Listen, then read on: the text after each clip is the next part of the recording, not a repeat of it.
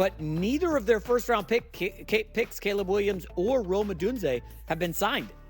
Additionally, there was some confusion as to who is handling Caleb's contract, with Caleb saying it's his lawyers, and the Bears are saying they're dealing with Caleb directly because Caleb doesn't have an NFLPA certified agent.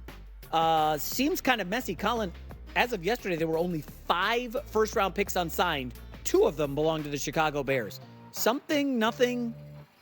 Oh, when Lamar Jackson used his mom, I didn't love it.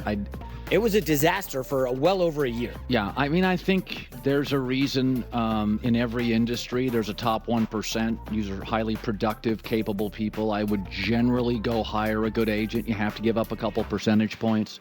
You don't give up 10%. I don't even think you give up 5. You probably give up 2.5%. But if you can have, I've had 12 contract negotiations in my career. I've never done it on my own. It doesn't make any sense. Just go hire. That sometimes people tend to think, like somebody's a doctor and he thinks, well, I went to medical school and I was an A student. I'm a good doctor. I can design houses and I'm an expert on financial literacy. No, you're a doctor. That's a skill. A good golfer or a good baseball pitcher aren't necessarily great athletes. They're good golfers and baseball pitchers. So I think there are people that are really good at the agent business. But we're men. We're stupid. We think we can do everything. Well, I don't think it's stupid. I don't think it's dumb. I think sometimes there is this. When you ever see somebody for sale by owner. Don't do that. That's not a house I'm ever looking at. I've never looked at a house. Unless you think you can swindle. I don't want to deal with some goofy owner who's got a heightened sense of what his house is worth. I would not even call on a for sale by owner. I want to deal with my realtor deals with your realtor. Yeah, less action for me. That being said, Hard Knocks cameras showing up pretty soon. I don't think you want your star quarterback this dragging out and being a keyword distraction. Talk to Eric Mangini, all the guys here at Fox who've played in the league. You don't want distractions in the preseason, especially when you have a number 1 pick quarterback. I'm bullish on the Bears, but I don't want to see this dragging into August, Colin, where Caleb Williams not signed. I think it's fair. That's fair. Just wrap it up. Let's go. You make your money as a quarterback in your 2nd, 3rd, and 4th contract anyway. You don't make it even if you're a number 1 pick. If you're good, Mahomes made all his money in his 2nd and 3rd deals. That's where the money's at.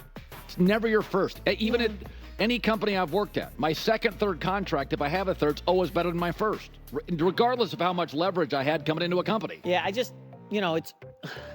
I'm rooting for Caleb Williams. I like him. So am I. But it seems to always be something already with this guy. He's painted his fingernails. His dad wants a slice of the ownership team. Like, there's just a lot of noise.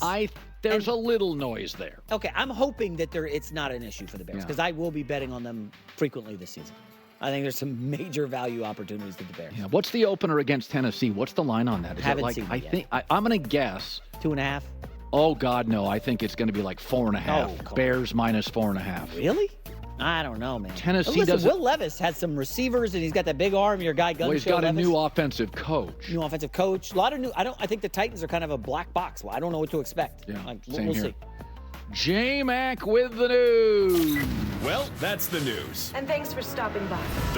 But the real issue with James Dolan, he was a meddler, and we've seen this with the Dallas Cowboys, the vanity of Jerry Jones. When Jerry didn't have a great say with Jimmy Johnson, they were winning Super Bowls. When Jimmy got pushback from Bill Parcells, they rebuilt this puppy. But then Jerry hires coaches that need him, that wouldn't get head coaching opportunities elsewhere. Mike McCarthy was on the beach. Chan Gailey, solid coaches. Probably they feel like they owe Jerry. And then Jerry can, again, use the hammer and his power and be the de facto general manager, and that's not what he should be or he's capable of being. He's not that guy. And it's why I think they tend to overpay the wrong players, overpay early, and miss on some draft picks. I think the Cowboys can win games in a wonky division and a weaker NFC. I don't believe they'd be a consistent playoff team in the AFC, right? That's my take, is that it helps that they're in a division with poorly run Washington and New York and a little up and down Philadelphia. That helps. Put them in a division over there with the Bengals and maybe the Ravens and the Steelers, and now Cleveland's loaded. I don't think they'd be a playoff team.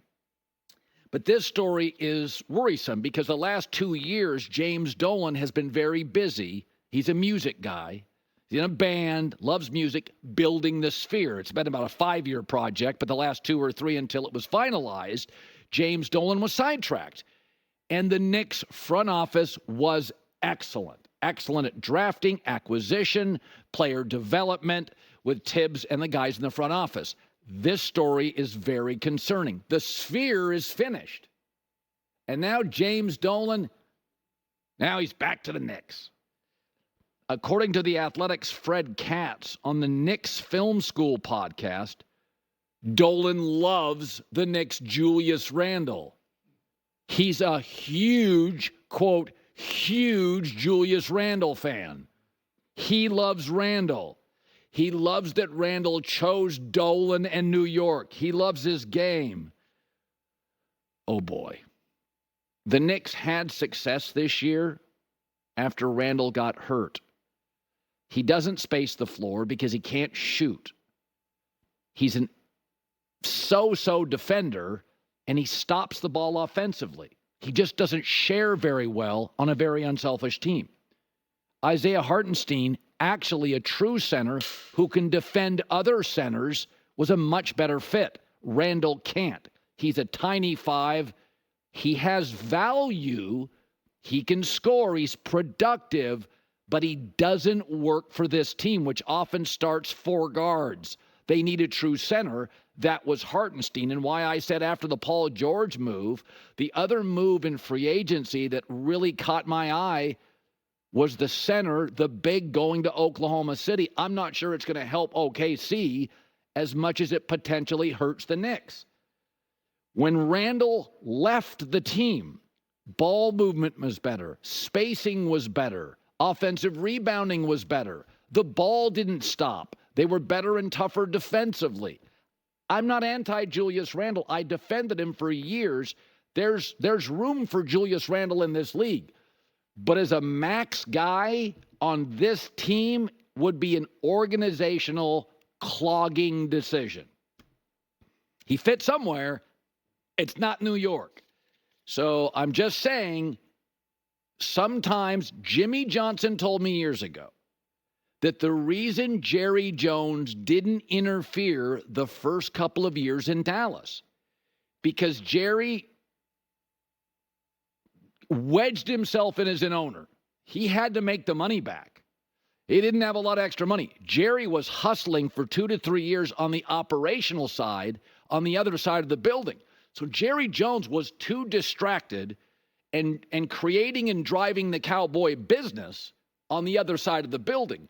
Once he got that humming, he then wanted to go over to the other side of the building where Jimmy Johnson had built a dynasty. And there the problems ensued.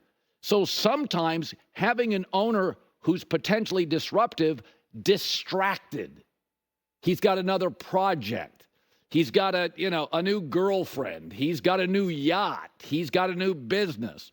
James Dolan, I got no problem with him owning the team. The Sphere caught his attention. He didn't distract. He didn't meddle. And the last 2 years have been run by like grown-ups. They made really good decisions. This one would worry me. Quote, James Dolan loves Julius Randle. Loves that he chose New York. Oh, boy. J-Mac with the news. No. Turn on the news. This